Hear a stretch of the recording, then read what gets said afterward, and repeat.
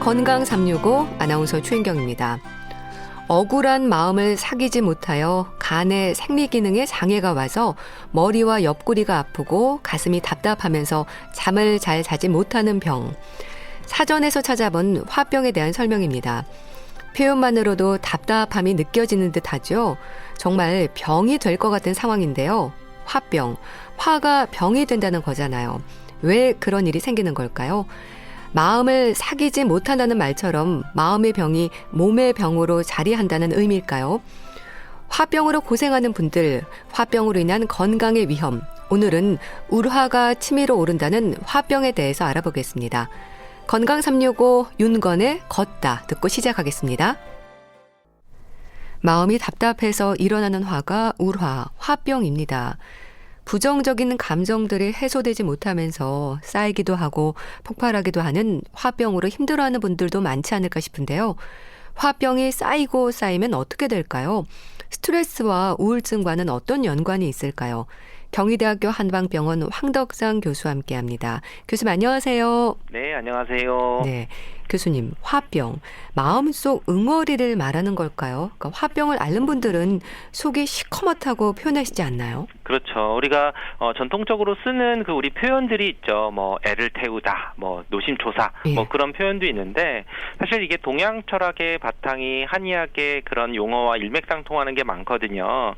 결국 이제 화라고 하는 게 우리 몸 정신적으로 쓰는 것들이 화는 이제 생리적인 에너지로도 생각을 하고 뭔가 정신과 관련되는 것을 이제 오장육부 가운데 심장과 관련돼서 결국은 이제 화를 조절하지 않으면 에너지가 과잉되고 그게 불타오른다, 노심초사한다, 뭐 속을 태운다 이런 건데 결국은 우리가 뭔가 분노나 이런 것들을 참지 못하고 쌓이고 응어리지는 것들을 표현하는 것이 화병, 화가 쌓인다라고 표현을 해서 실제로 이제 그런 증상들도 표현할 뿐만 아니라 실제로 마음에서도 느껴지는 게 그런 응어리처럼 느껴지는 분들을 호소하시는 분들이 많이 계십니다. 예.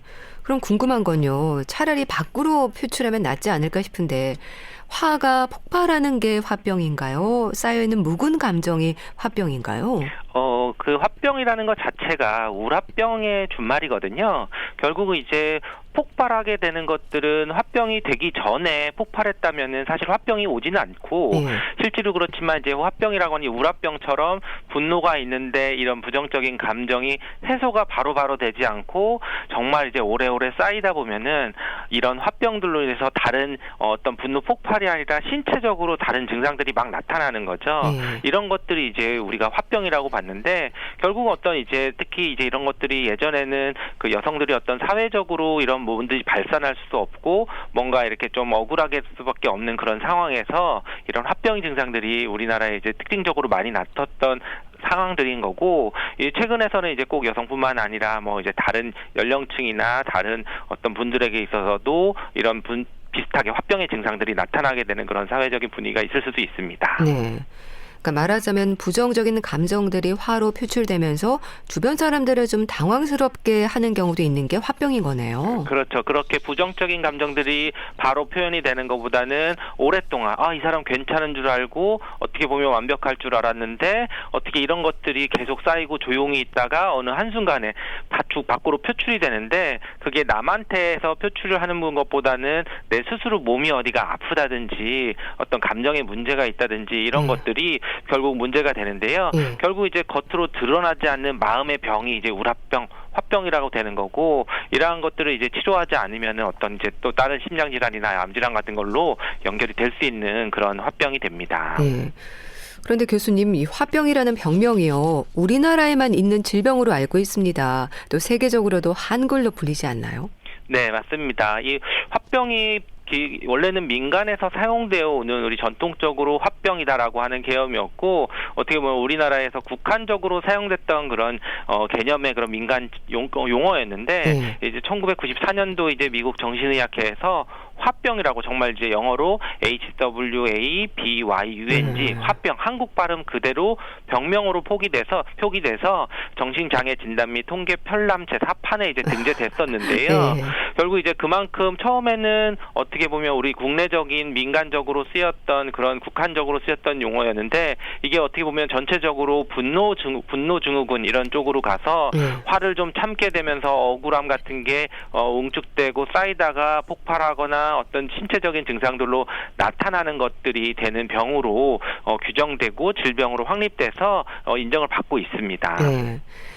일단 우리가 화병이라고 하면 며느리 입장에 있던 여성들을 떠올리게 되지만 나이와 상관없이 화병으로 고생하는 분들이 참 많다고 들었습니다. 그렇죠. 우리가 뭐 화병이라 그러면 보통 갱년기 여성들이 예전에도 갱년기 증후가 비슷하게 나는 화병이다 또는 이제 뭐 시집살이하고 좀 어렵고 했던 분들이 많아서 보통은 이제 40, 50대 여성들에게 많이 나타나는 병이라고 되어 있는데 최근에 이제 뭐 통계나 뭐 건강보험 시사평가원 통계나 이런 것들을 봐도 오히려 40대 아래에 있는 좀 젊은 층 20, 30대에서는 오히려 남성들이 많거나 남성들에게 화병의 증상들이 많이 나타나는 경우들도 있거든요. 물론 이제 여러 가지 사회적인 변화들 그리고 뭐 취업 문제 이런 스트레스들인데 어떻게 보면 이러한 것들의 정신적인 것들을 풀 수 있는 그런 것들이 없고 좀 뭔가 힘든 것들이 계속 참고 누적이 되다 보니까 화병들이 나타나는 경우들도 있고요. 그리고 또 이제 노인분들 같은 경우에서도 꼭 여성뿐만 아니라 남성들 노인에서도 어떤 사회적으로 힘들어지고 어떻게 보면 우리 뭐 OECD에서 노인 빈곤율이 높고 이런 생활이나 이런 문제에서 있던 부분들에서 문제가 되고 하는 것들이 화병의 증상으로 나타나는 경우도 있습니다. 네. 흔히 질환의 원인을 얘기할 때요, 이제 양기, 음기를 설명이 되기도 하지 않습니까? 네. 그렇다면 이 화병은 양의 기운이 강해지면서 나타나는 걸까요?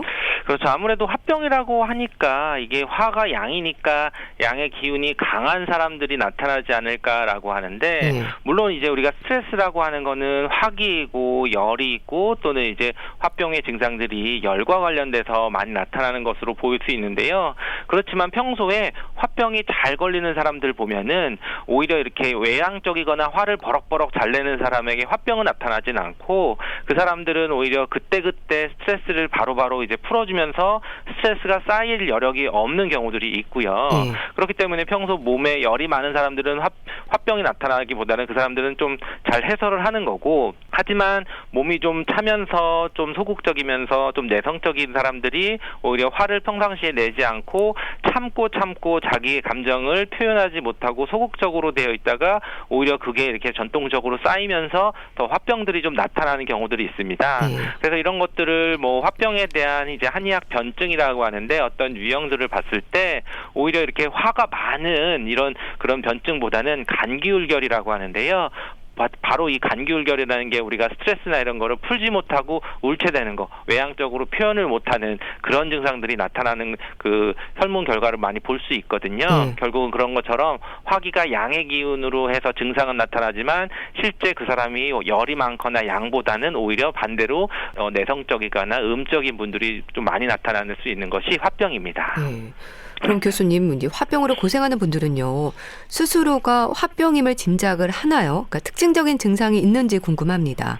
그렇죠. 아무래도 화병은 이제 환자나 보호자가 자신의 병을 화병을 하고 인지를 하고 방문하는 경우들이 많은데요. 이제 조용하고 이제 참고 그랬던 사람, 얌전했던 사람들이 어느 날부터 갑자기 이제 막 버럭버럭 치밀어 오르고 열도 있고 또 답답하고 목에 뭐가 만져지는 느낌, 덩어리가 목이나 인후부에 뭔가 막혀 있는 느낌, 또는 입도 마르고 열도 나고 그러면서 답답해서 이제 추운 겨울에도 막 화기를 느껴지고 이런 부분들을 많이 좀 호소를 할 수가 있습니다. 결국 이제 이런 것들이 좀 나타나는 것이 기본적으로 오래 스트레스가 쌓이고 그러면서 갑자기 이런 신체적으로 변화까지 나타나는 증상들인데 그래서 일단 신체적인 증상에서 이제 가슴이 답답하고 열감이 있고 치밀어 오르면서 목이나 명치에 뭐 뭉쳐진 이제 덩어리 같은 것들이 있는 그런 증상들이 있을 때 화병이니까 의심을 하시면서 내원을 하시게 됩니다. 근데 사실 화병이라는 게 어느 날 갑자기 나타난다기보다는 차곡차곡 쌓이는 게 아닐까 싶은데요. 그러다 보면 다른 질환들과 동반되는 경우도 많지 않을까 싶습니다. 그러니까 진단이 좀 쉽지 않을 것 같은데 어떨까요? 맞습니다. 이렇게 지금 말씀하신 그런 신체적인 증상들 또는 뭐 정신적인 증상들이 좀 있지만 화병으로 단독으로 나타나는 경우들보다는 주로 이제 뭐 다른 정신적인 질환들, 예를 들면 뭐 우울증이라든지 뭐 불안 장애라든지 공황 장애 또는 신체형 장애 또는 기분 무전 장애 등과 같이 어떤 정신적인 질환들이 병행적으로 같이 나타나는 분들도 있고, 그리고 또 신체적으로는 소화기계 질환으로 그냥 난 소화가 안 되고 또는 역류성 식도염처럼 뭔가 가슴이 뜨겁고 자꾸 뭐가 막히는 거고 목에 이제 뭔가 걸려 있는 나는 소화기 질환으로 해서 소화기병으로 치료를 하시는 분들도 있고, 오히려 뭐 또는 심장 질환이나 또는 내분비 질환으로만 보는데 어떻게 보면 이런 게 화병하고 연관되어서 그런 비슷한 증상들이 좀 나타나시는 분들이 있어서 좀 이런 증상들이 나타날 때는 그냥 나는 화병이다 또는 화병이 아니다 이렇게 자가로 진단하시는 것보다는 정확하게 이제 진단을 받고 치료를 좀 받으시는 게 좋은 경우가 많이 있습니다. 네. 흔히 울화라는 말을 하지 않습니까? 이게 몸에 화가 쌓이면 나타나는 증상들이 참 다양한데 열감도 생기고 또 어지럼증도 있고 이렇게 전신으로 증상이 나타나지 않을까요? 그렇죠. 기본적으로 이게 화병이라는 것 자체가 우려화가 쌓여서 정신적인 문제가 어떻게 보면 신체적으로 좀 나타나는 그런 것들이 대표적으로 되는데요. 그래서 이제 대표적인 신체 증상들이 가슴이 답답하거나 또는 이제 뭐 가슴 있는데 이제 명치나 이런 열감도 있고, 그리고 목으로 뭔가 치밀어 오른다고 표현을 많이 하고요. 그냥 우울하거나 이러면은 오히려 뭔가 무기력하거나 이런데 그거 좀 반대되게 되고, 목이나 명치에 이제 뭉친 것들이 좀 나타나게 되면서 그러면서 이제 심리적으로 증상들이 몇 가지 더 같이 나타나고, 이런 것들이 뚜렷한 스트레스 증상과 관련이 됐을 때 화병의 그런 신체적인 증상으로 나타난다고 봅니다. 예, 그러니까 치밀어 오른다, 우울하다, 증상도 그렇고요. 이런 것들이 스트레스나 우울증과도 혼동하기 쉽겠어요. 그렇죠. 뭐 우리가 스트레스라는 거는 어떻게 보면 스트레스가 초기일 때 짜증이 난다든지 뭔가 피곤하다든지 여러 가지 나타날 수 있지만, 이건 이제 바로 이제 어떤 그 원인이 있었으면 바로 나타나는 걸 뭐 스트레스라고 볼 수 있는 거고요. 그렇지만 이제 우울증이나 이런 것들은 어떻게 보면 감정이 좀 무미건조하고 또는 이제 환자의 의욕이 행동감이나 이게 오히려 좀 줄어드는 거거든요. 그래서 화조차 이제 내지 않고 그냥 좀 무기력해지거나 감정의 변화들이 없게 되는 것들, 이런 것들이 이제 좀 우울증인 거라고 보면은, 화병은 오히려 이제 생동감이 넘치는 경우도 있습니다. 뭔가 가만히 있지 못하고 위로부터 이렇게 치밀어 오르기 때문에 뭔가 이렇게 해야 되고, 그래서 오히려 분노가 생기는 것 같고, 오히려 감정에 있던 증오의 감정이나 뭐 격한 감정 이런 것을 뭐 심지어는 뭐 극복하려는 그런 의지가 나타날 정도로 약간 신체적으로 좀 다르게 나타나서 우울증의 그런 증상적인 부분보다는 다른 그런 양상들을 나타나게 됩니다. 화병은. 그러니까 감정의 기복이 좀 심해질 수 있는 건가요?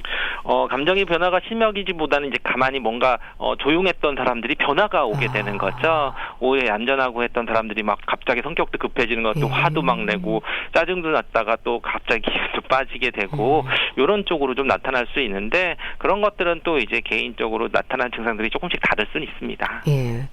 그럼 화병에 시달리는 환자들을 볼 때도요, 남녀 차이가 있지 않을까 싶은데 어떨까요? 네, 기본적으로 화병은 뭐 통계나 이런 걸 보면 주로 이제 여성의 질병으로 파악이 돼서 실제로 이런 억압된 그런 것들이 누적이 되는 40에서 50대 여성에게 많이 나타나는 질병으로 좀 인식이 됐었습니다. 아무래도 이런 거는 이제 좀 남성이 좀 우위에 있는 그런 사회적으로 뭐 있거나, 또 예전에는 뭐 시집살이나 이런 것들에 있어서 한국 여성들에게 화병에 익숙한 질환으로 나타났던 건데요. 그렇지만 이제 사회적으로 많이 바뀌고 남성들에 따라서는 결국 이제 연령에 따라서는 젊은 연령에 있어서는 오히려 남성들도 화병이나 이런 부분들을 좀 많이 나타나게 되는데요. 결국은 어떻게 보면 이제 남녀 차이보다는 지금 닥치고 있는 그런 스트레스의 양이나 그 스트레스를 어떻게 잘 처리할 수 있는 능력이 있느냐 없느냐, 그리고 그걸 잘 극복하면은 오히려 그리고 소통하고 표현을 하면은 화병까지 가지 않고 잘 해결이 될 수 있는데, 오히려 이제 뭐 남녀 또는 뭐 연령의 구별 없이 그런 것을 잘 극복하지 못하고 계속 참기만 하고 적극적으로 표현을 못하게 되면은 이런 화병의 증상들이 뭐 남녀노소 다 나타날 수가 있습니다. 그렇다면 교수님, 화병을 진단하는 기준이 있겠죠? 그렇죠. 뭐 화병의 뭐 진단들은 아무래도 이제 증상들을 여러 가지를 볼 수 있는데 특히 이제 뭐 핵심적인 신체 증상이 있고 또는 이제 핵심적인 그런 심리적인 증상들이 있습니다. 네. 그래서 뭐 이제 대략 뭐 얘기를 하면은 뭐 억울한 감정이 이제 누적되고 해소되지 않은 상태가 이제 6개월 이상 지속이 되고 그러니까 이제 단기적으로 스트레스를 받았거나 어떤 뭐 충격을 받았다. 그래서 이제 화병이 되는 건 아니고요. 그리고 이제 가슴이 답답하거나 숨이 막히는 증상 그리고 무언가 치밀어 오는 증상이 나타나는데 이것은 이제 화병의 필수 증상이라고 하고요. 예. 그리고 이제 가슴 정중한 부위를 누르면은 우리 이제 명치 쪽에 그 위에 있는 부분들이 이제 단중, 전중이라고 하는 혈주아리가 있는데요. 이 부분을 눌렀을 때 이제 심한 통증을 느끼는데 사실 이 부분이 이제 흉골이 있고 뭐 그냥 피부만 있어서 눌러서 딱히 아플 자리가 아닌데 특징적으로 이제 목이 있는데 아래서부터 중앙으로 이렇게 누르면서 내려오다 보면은 굉장히 이제 한 곳이 딱 손만 대도 정말 소스라치게 놀랄 정도로 이제 압통이 좀 증가를 합니다. 네. 그래서 이런 증상들이 좀 나타나는 거 그러면서 이제 얼굴에서 열도 오르고 갑자기 화가 폭발하거나 뭐 분노를 나타나는 증상들이 좀 나타날 때 오히려 화병의 그런 범주로 진단을 하기도 합니다. 그럼 그렇게 신체 증상과 심리 증상으로 구분해서 살피는 이유가 있는 건가요? 아무래도 이런 화병이라는 것 자체가 정신적인 원인에 와서 신체적으로 나타나는 것이 그 병이기 때문에 오히려 이제 신체적인 거를 볼 때 다른 신체적인 어떤 원인 질환이 있는지를 봐야지 되는 거고요. 그리고 그 다른 질환이 없는데도 신체적인 증상이 나타나면은 이런 심리적으로 어떤 뭐 사소한 일에 분노가 치밀거나 또는 삶이 허무하게 느껴지거나 자신이 초라하고 불쌍하게 느껴지거나 또는 뭐 두렵거나 깜깜빡 놀란다든지 뭐 어떤 심리적으로 좀 대인관계가 어려워진다든지 또는 여러 가지 이런 스트레스들이 좀 계속 쌓인 것이 오래됐다. 6개월 이상 좀 반복됐다고 하는 그런 심리적인 것까지도 같이 살펴봐야 되는 것이 이런 화병의 특징이 됩니다. 네. 참 화병을 참아서 될 일은 아닌 것 같은데요. 교수님, 방치하면 어떤 위험이 올 수 있을까요? 그렇죠. 이제 이런 스트레스들이 가장 이제 오래 받게 되면 사실은 모든 질환들이 다 생길 수 있는 것처럼 뭐 정신적인 문제도 생길 수도 있고 그리고 아무래도 제일 심각한 거는 이제 심혈관 질환이나 뭐 뇌혈관 질환이나 어떤 신체적으로 이제 치명적인 그런 질환의 위험성이 높아진다는 것들이 바로 이제 그런 화병을 방치하면 안 되고 단순히 어떤 사회적인 문제, 뭐 개인적인 문제뿐만 아니라 건강과도 관련돼서 심각한 문제를 초래할 수 있습니다. 예. 그럼 또 한의학에서는 이 화병을 어떻게 치료하는지도 궁금한데요.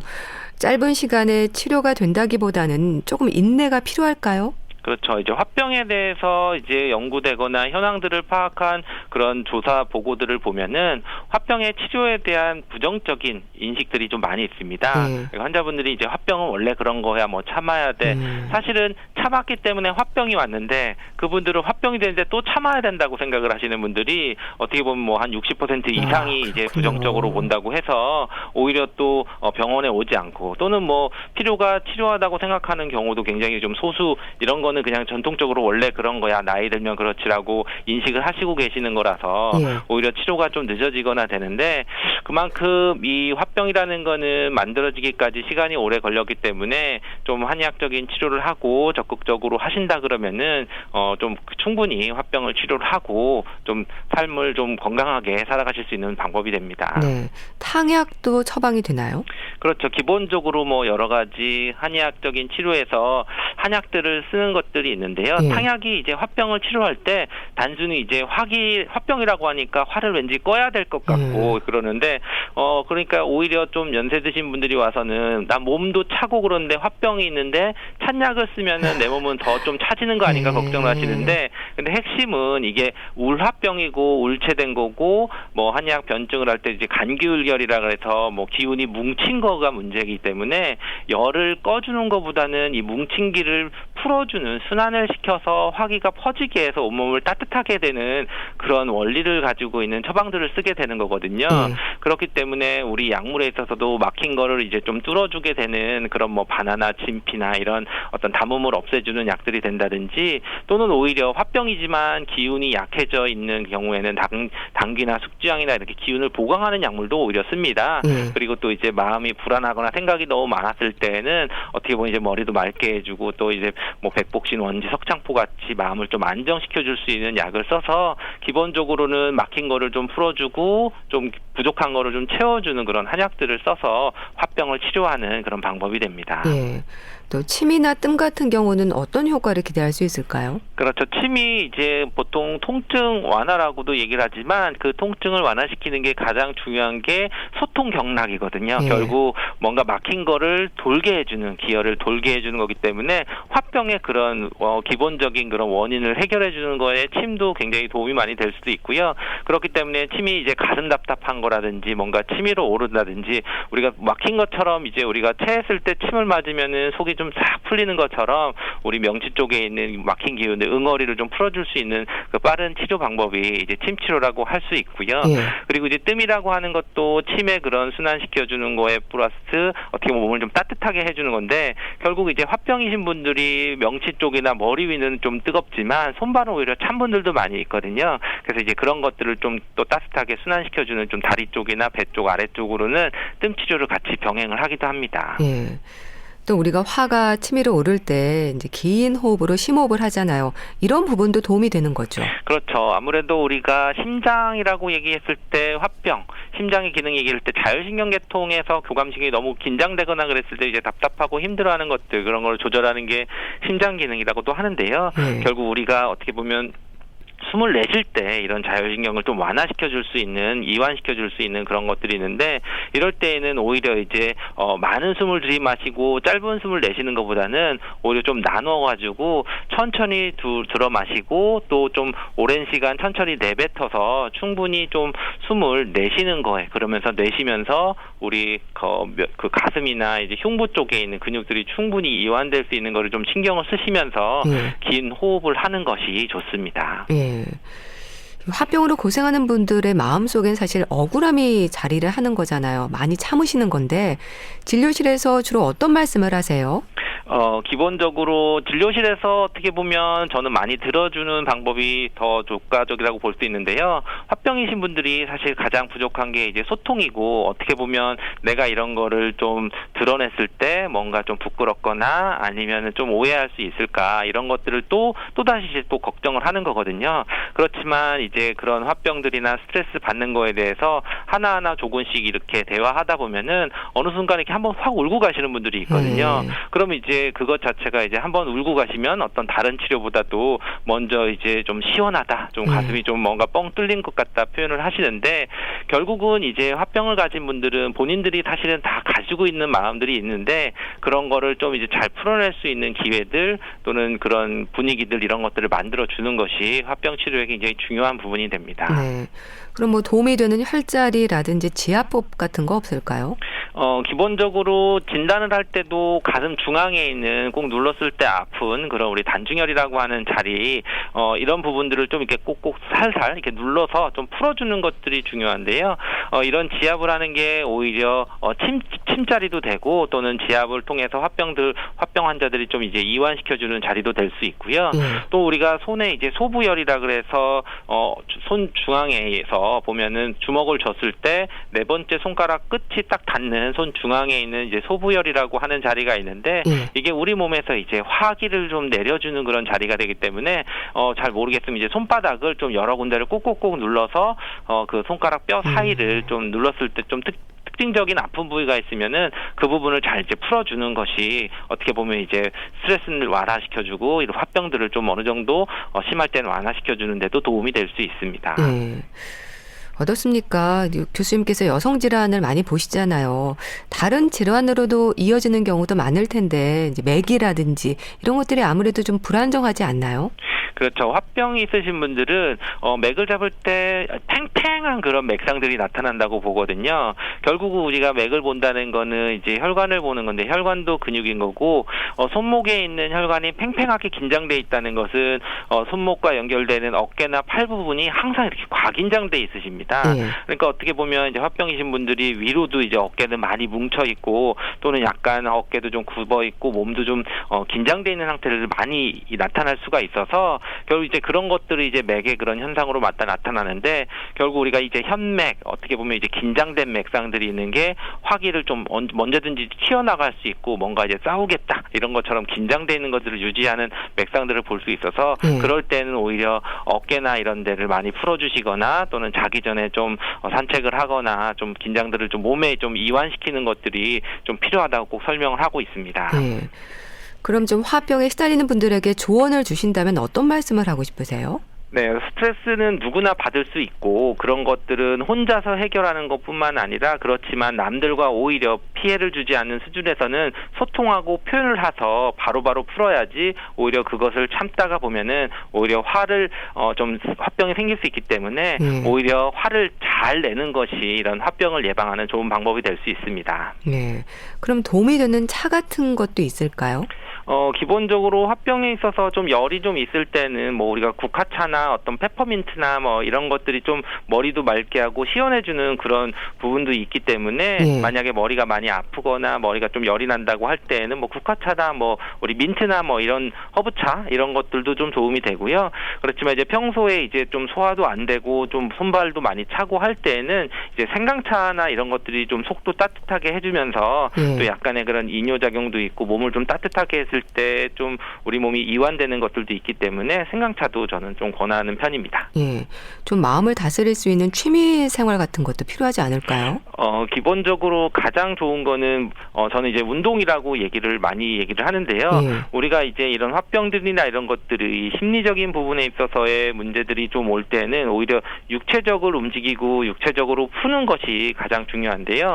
결국은 우리가 이제 막혔다는 것은 운동을 통해서 얻을 수 있는 것이 뭐 운동을 하면서 여러 가지 순환이 되거나 또는 뭐 그걸 집중을 하거나 스트레스를 해소시키거나 이런 방법도 있지만 어떻게 보면 이제 우리가 운동하고 집중할 때 한번 우리 몸에 있는 전신적인 그런 혈관들이나 피를 한번 꽉 쥐어짰다가 이렇게 한번 팍 내려놓으면은 뭔가 이렇게 막혔던 것이 한번 쭉 돌면서 이제 그 순환이 되는 기혈이 좀 확 뚫리면서 순환이 되는 것들을 좀 해소할 수 있기 때문에 이럴 때는 뭐 그냥 힘이 안 들고 좀 가볍게 꾸준히 하는 운동도 뭐 도움이 될 수는 있지만 만약에 이제 그런 운동뿐만 아니라 뭐 일주일에 한 번 정도는 조금 강하게 조금 이렇게 숨이 차면서 한번 이렇게 숨을 헐떡거릴 수 있는 정도의 강도나 세기로 운동을 좀 한번 확 해보고 나시는 것도 좋은 방법이 될 수 있습니다. 그리고 또 화병임을 인정하는 것도 좀 필요할 것 같은데요. 그래야 치료가 시작이 되지 않을까요? 그렇죠. 아무래도 이제 화병은 좀 소문을 내는 게 중요한데요. 화병이라는 것 자체가 자꾸 이제 참고 어떻게 보면 억울한 거를 표현을 안 하고 그러다 보니까 오히려 이제 신체적으로 나타나는 것이 기본적인 화병의 그런 병이 생기는 그런 원인이 되거든요. 결국은 내가 뭐 화병이라고 하는 것보다는 내가 이제 감정이 지금 이제 화가 나 있고 또는 어떤 억울한 부분이 있고 이 스트레스 받는 것 때문에 내가 어떤 신체적으로 뭔가 문제가 자꾸 생긴다는 거를 어떻게 보면 이제 좀 이야기하고 좀 소통을 하면서 그것이 이제 가족들에게 있어서는 어떻게 보면 이제 뭐 동의를 구할 수도 있는 거고 어떤 양해를 구할 수도 있는 거고 이런 것들이 화병을 좀 극복을 하고 치료하는 데 도움이 많이 될 수 있습니다. 네, 알겠습니다. 자, 오늘은 화병에 대해서 또 말씀 들었는데요. 경희대학교 한방병원 황덕상 교수와 함께했습니다. 감사합니다. 감사합니다. KBS 라디오 건강 365 함께하고 계신데요. 서인국 정은지의 All for You 듣고 다시 오겠습니다. KBS 라디오 건강 365 함께하고 계십니다. 주말의 건강책 정보 북컬럼니스트 홍순철 씨 자리했습니다. 안녕하세요. 네, 안녕하세요. 오늘 소개해 주실 책은요. 제목이 100세 호흡입니다. 100세 시대 건강을 위한 호흡기 건강의 중요성에 대한 얘기일까요? 그렇습니다. 최근 들어서 호흡이 중요해지면서 호흡기 건강에 대한 책들 상당히 많이 출간이 되고 있는데요. 사실 우리가 마스크를 쓰고 살아가게 되면서 호흡이 얼마나 중요한지를 다시 한번 체감을 하고 있습니다. 우리가 마스크를 써야 되는 이유가 이전에는 뭐 미세먼지, 황사, 초미세먼지 이런 것들 때문에 마스크를 써야 됐었잖아요. 근데 이제는 단 하루도 마스크를 쓰지 않을 수 없는 상황. 바이러스 감염 때문에 우리가 정말 자는 시간 이외에는 거의 마스크를 지금 써야 되는 상황 가운데 우리가 살고 있는데요. 마음껏 숨을 쉰다라는 게 참 힘들어진 시대를 살고 있는 겁니다. 우리가 과거에 이야기할 때 마치 숨 쉬는 것처럼 자연스럽다 이런 표현들 종종 하고 그랬잖아요. 근데 숨 쉬는 게 이제 당연하지 않고 자연스럽지 않은 일이 되어가고 있다는 참 안타깝죠. 참 안타깝고 대표적인 원인이 바로 이 대기 오염 때문인데요. 이 공기 속에 있는 일군 발암물질 미세먼지가 숨 쉴 때마다 우리 폐로 들어옵니다. 그리고 이게 단순히 호흡기 건강만 위협하는 게 아니라 혈액으로 옮겨간다고 그래요. 그래서 이게 몸 전체를 노리게 되는데 네. 숨을 멈출 수도 없고 공기를 골라서 들이마실 수도 없으니까 사실은 우리가 숨을 쉬면서도 계속 뭔가 좀 찜찜한 기분이 들 수밖에 없다라는 거죠. 세계보건기구가 2021년 9월 22일 16년 만에 미세먼지 기준을 강화했다고 그럽니다. 네. 현재 미세먼지 매우 좋은 기준을 넘을 경우에 건강에 해를 끼치는 것으로 판단했다는 거예요. 그러니까 매우 좋음이 떴는데도 그 정도도 사실은 우리의 건강에 해를 끼칠 수 있다는 건데요. 그렇군요. 실제로 최근 들어서 많은 연구들이 미세먼지에는 안전한 양이라는 게 없다라는 사실들을 밝혀내고 있다고 그래요. 그런데 이런 의문이 드실 겁니다. 아니 미세먼지가 분명히 과거에도 있었는데 왜 예전에는 그렇게 미세먼지의 위험성에 대해서 그렇게 많이 얘기하지 않다가 최근 들어서 미세먼지를 이렇게 위험하게 취급하고 있는 걸까? 그 궁금증을 최근 풀어주고 있는 것이죠. 그렇네요. 뭐 요즘 미세먼지에 대한 관심이 높은데요. 저도 늘 확인을 합니다. 그래도 요즘은요, 마스크를 쓰고 있어서 조금 안심이 되기는 해요. 그렇죠. 근데 어쨌든 저같이 늘 비염을 달고 사는 사람들은 마스크를 쓰고 숨 쉬는 게 참 힘든 일이 되어 그렇죠. 버리기도 했는데요. 예. 이 책은요. 일단 우리의 건강을 위협하고 있는 이 대기 오염의 주범 미세먼지라고 하는 게 무엇인지 그리고 보이지 않는 이 미세먼지로부터 우리의 건강을 지키기 위해서 어떠한 노력을 해야 되는지 알려주고 있는데요. 네. 오랫동안 의학 전문 기자로 활동해온 저자 노진섭 씨는 미세먼지의 심각성에 대해 특별한 관심을 갖고 오랜 기간 동안 꾸준히 미세먼지 관련 기사를 써왔다고 그럽니다. 네.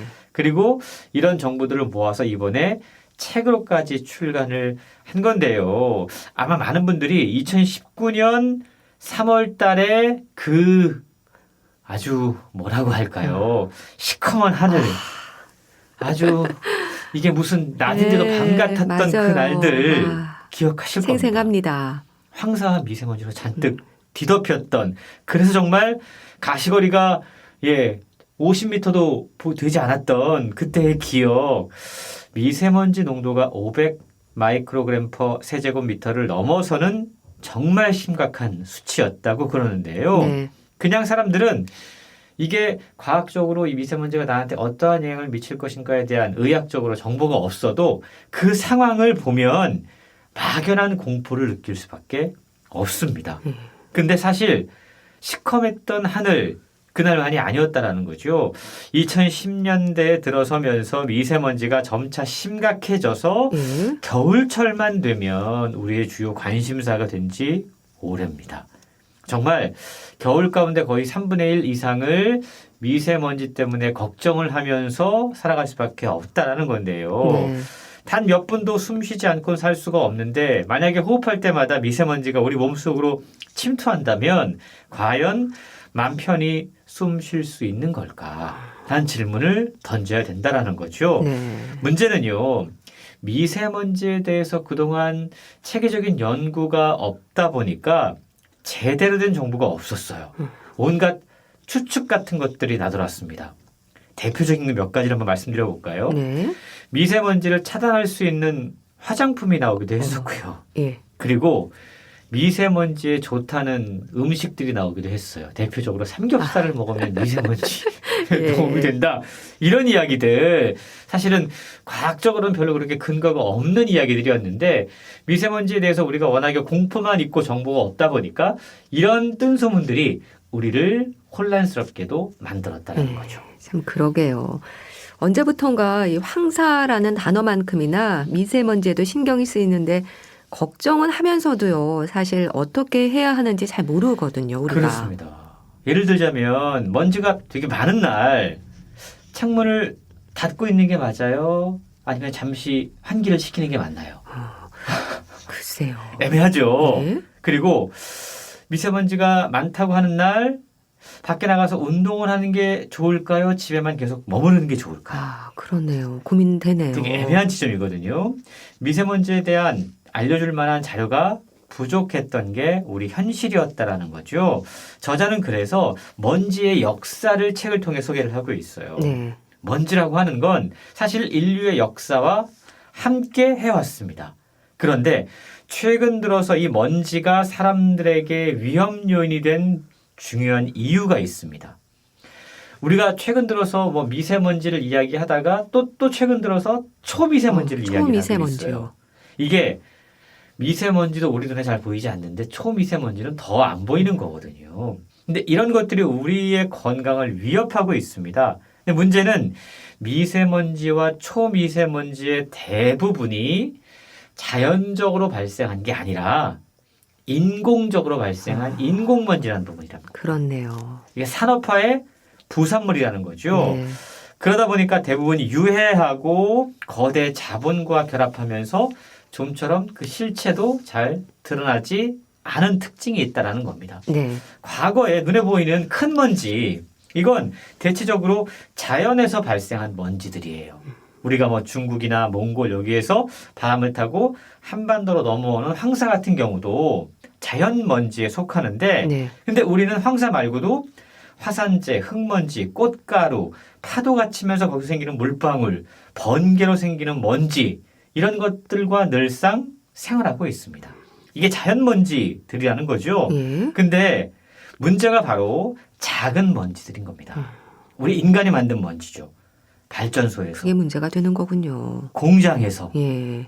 자동차에서 내뿜는 오염물질, 그 속에 미세먼지가 매우 작고요.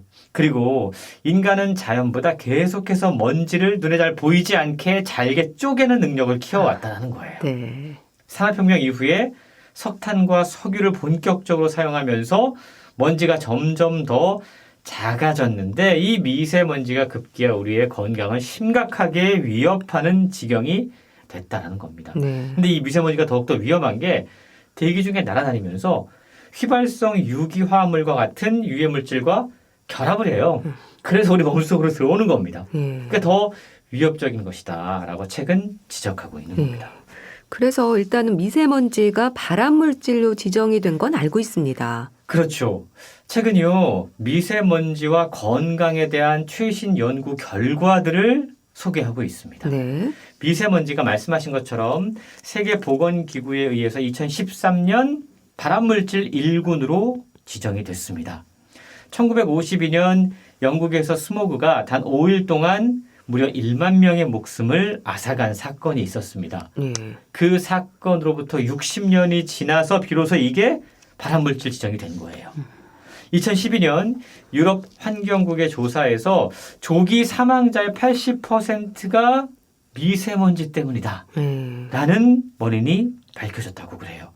2016년 세계은행의 조사에서는 인간의 사망 원인 가운데 대기오염이 흡연에 이어서 무려 4위로 나타났다는 겁니다. 그렇군요. 그만큼 대기오염이 우리를 죽이고 있다는 건데요. 2018년 세계보건기구의 조사에서 매년 700만 명이 대기오염으로 사망한다는 충격적인 결과도 나왔다고 그럽니다. 네. 이렇게 미세먼지가 오랜 기간 동안 인간을 죽음으로 이끌었지만 그 실체를 파악한 게 얼마 되지 않는다라는 거죠. 미세먼지는요, 우리의 호흡을 통해서 몸속으로 들어오고 혈액을 타고 전신에 퍼져서 각종 질병을 일으키게 되는 발암물질입니다. 네. 호흡을 통해서 우리 몸으로 들어오기 때문에 보통은 이게 호흡기에만 영향을 줄 것이다라고 생각할 수 있지만 물론 그럴 수 있어요. 근데 이건 상당히 일부에 불과하다고 그럽니다. 엄청나게 작은 초미세먼지의 경우 산소와 같은 경로를 통해서 혈액으로 들어가는 겁니다. 그리고 온몸으로 퍼지면서 다양한 장기에 쌓여서 병을 만들기도 하고 악화시키기도 하는 거죠. 예. 그러니까 우리 몸의 건강이라는 게 어느 한 곳의 문제만은 아닌 거잖아요. 그러니까 미세먼지가 호흡기뿐만이 아니라 전신을 돌아다닌다는 그런 얘기잖아요. 그렇습니다. 이제 끔찍한 상상을 하게 되는 건데요. 우리가 숨을 쉴 때 산소가 우리 몸속으로 들어와요. 예. 근데 산소만 들어오는 게 아니라는 거죠. 코와 기도를 통해서 산소와 함께 미세먼지 같이 들어와서 폐포까지 도달한 이후에 이게 산소처럼 혈관으로 이동을 하고 전신을 돌아다니고 있다는 겁니다. 네. 그러니까 저자의 비유에 따르면 미세먼지에게 우리 몸속의 혈관은 체내 어느 곳이든 갈 수 있는 고속도로인 셈이다라고 이야기하고 있습니다. 근데 사실 우리 몸이 면역체계라고 하는 놀라운 방어 시스템을 갖고 있습니다. 그렇게 호락호락하지만은 않거든요. 예. 혈액에 이물질이 섞여 있다는 걸 감지한 대식세포가 출동을 해요. 이 대식세포는 이물질이나 병원균을 잡아먹는 일종의 면역세포인데요. 문제는 이 과정에서 혈액이 끈적해지고 염증이 생길 수 있다는 거죠. 그러니까 이물질과 미세먼지와 면역세포가 한바탕 전쟁을 치르면 분명히 그 전쟁의 후유증과 결과물이 남게 되고 그게 바로 피가 끈적끈적해지는 상황인데 네. 피가 끈적끈적해져요. 그러면 혈액순환이 안 되고 혈관이 막히거나 딱딱해질 수 있습니다. 혈액 흐름에 부하가 걸리기 때문에 혈압도 오르게 될 수 있는 거죠. 동맥경화나 심근경색이 생기기 좋은 상태가 될 수 있다는 건데요. 뿐만 아니라 미세먼지는 혈액에 침투하고 우리의 DNA를 손상시킨다고 그럽니다. 그리고 류마티즘 같은 자가 면역 질환을 일으키는가 하면 이게 치매와 당뇨병을 악화시키는 일종의 트리거로도 지금 의심받고 있다고 그러는데요. 이게 어떠한 연관성이 있는지 참으로 신기한 게 이 미세먼지가 심지어 우울증 같은 정신질환의 원인이다라는 연구 결과들도 최근 발표되고 있다고 그럽니다. 네. 근데 우리가 아무 생각 없이 무의식적으로 들이마시고 내뱉는 게 호흡이잖아요. 그러니까 마음 놓고 숨쉬는 편안한 세상을 위해서 우리가 좀 노력해야 할 부분들이 많겠죠. 그렇습니다. 일단 대기 오염이 점점 심각해지고 있고 우리의 환경이 사실 인간이 마음껏 숨쉬기에 적합하지 않은 상태로 변해가고 있다는 것 우리가 다 알고 있습니다. 하지만 그런 가운데서도 분명히 개인적인 노력들이 좀 필요한데요. 인간의 기대 수명이 계속 늘고 있잖아요. 그래서 요즘은 유행어처럼 100세 시대라는 말을 하고 있습니다. 우리가 100세 시대를 살아가기 위해서 식사도 중요하고 운동도 중요하고 수면도 중요하고 참 많은 중요한 것들이 있어요. 네. 그런데 가만히 한번 생각을 해보면 음식은 사실 수십 일 동안 먹지 않아도 살 수 있어요. 물도요. 며칠 동안 마시지 않아도 생존할 수 있다고 그럽니다. 근데 공기는 어떨까요? 3분 이상 들이마시지 않으면 결국 죽음에 이를 수밖에 없는 거거든요. 참 중요한 거죠. 호흡이 얼만큼 우리에게 있어서 중요한지 생존에 있어서 중요한지 알 수 있는 대목인 건데요. 그래서 미세먼지를 더 이상 이대로 내버려 두어서는 안 된다라는 각성들이 생기는 겁니다. 미세먼지, 대기 오염에 대한 연구는 지금 전 세계에서 계속 진행 중이고 아직 초기 단계라고 그러는데요. 책에는 미세먼지 시대의 청소법, 환기법, 요리법 이런 것들이 소개가 되고 있어요. 간단히 설명드리면 집안에서 미세먼지가 가장 많이 발생되는 가장 중요한 요인이 뭘까요? 요리라고 그래요. 요리, 음식할 때 나오는 그렇습니다. 것들이군요. 안 좋은 것들. 예. 그래서 우리 어머니들이 혹은 집에서 요리하시는 분들이 사실 요리할 때 그 기구 앞에 바로 가까이 있는 게 상당히 호흡기에는 안 좋은 그리고 다양한 종류의 유해물질과 미세먼지를 우리 몸속으로 들이마시는 그런 시간이라고 이야기를 하고 있는데요. 그때 환기를 정말 시켜주는 게 중요하겠네요. 그렇습니다. 그러니까 가능하면 환기를 시켜주면서 요리를 하는 게 중요하다는 거죠. 그래서 실제로 보면 우리가 공기청정기 이렇게 틀어보면 요리할 때 제일 시끄럽게 돌아가잖아요. 그게 바로 그러한 이유 때문이라는 거죠. 그만큼 우리가 사실 집안에 있을 때도 다양한 이유 때문에 미세먼지가 발생하고 있기 때문에 이런 것들을 좀 줄이거나 아니면 피할 수 있는 방법들이 책에 소개가 되고 있는데요. 다양한 어떤 방법들을 통해서 우리의 삶 가운데 일상 가운데 미세먼지를 좀 가능한 좀 줄일 수 있는 그리고 피할 수 있는 방법들을 책을 통해 한번 찾아보시기 바랍니다. 네, 일단은 내가 할 수 있는 일부터 좀 살펴봐야겠습니다. 자, 오늘은 백세 호흡이라는 책을 또 소개해 주셨는데요. 북컬럼니스트 홍순철 씨와 함께했습니다. 감사합니다. 고맙습니다. 이소라의 데이트 보내드리면서 인사드릴게요. 건강365 아나운서 최인경이었습니다. 고맙습니다.